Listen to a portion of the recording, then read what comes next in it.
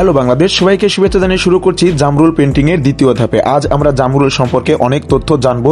এই জামরুলটি রং করতে করতে রসালো এবং সুস্বাদু এবং উষ্ণমণ্ডলীয় ফল হচ্ছে জামরুল। জামরুল ফল সাধারণত সাদা, হালকা গোলাপি, লাল এবং বেগুনি রঙের হয়ে থাকে। এটি দেখতে ঘন্টার মতো লম্বাও হয়ে থাকে, হালকা মিষ্টি, সুস্বাদু এবং খুবই নরম এবং রসালো। এবং জামরুল ফলের ভেতরের নিচের অংশে অনেকটাই ফাঁপা হয়ে থাকে। আজকে আমি হালকা গোলাপির সঙ্গে একটু বেগুনি মিশ্রিত করে জামরুল ফলটা আঁকছি, কারণ এটা আমি আমাদের পাশের বাড়িতে দেখেছিলাম। জামরুল ফলের পাতাগুলো অনেকটা চেপটা এবং চওড়া ধরনের হয়ে থাকে। চলুন এবার আমরা জামরুলের পুষ্টিগুণ সম্পর্কে জেনে আসি। এটাতে রয়েছে vitamin C, vitamin A, calcium, potassium এবং অ্যান্টি অক্সাইড। জামরুল ফল গরমে শরীর ঠান্ডা রাখতে সহায়তা করে, হজমে অনেক সহায়ক, রোগ প্রতিরোধ ক্ষমতা বাড়ায় এবং ডায়েটের জন্য খুব ভালো এবং শরীরে পানি ধারণ করে রাখতে পারে। জামরুল ফলকে জ্যাম, জেলি এবং জুস বানিয়ে খাওয়া হয়। অসংখ্য ধন্যবাদ আজকের এই ভিডিওটি দেখার জন্য। ভালো থাকুন সবাই, টাটা।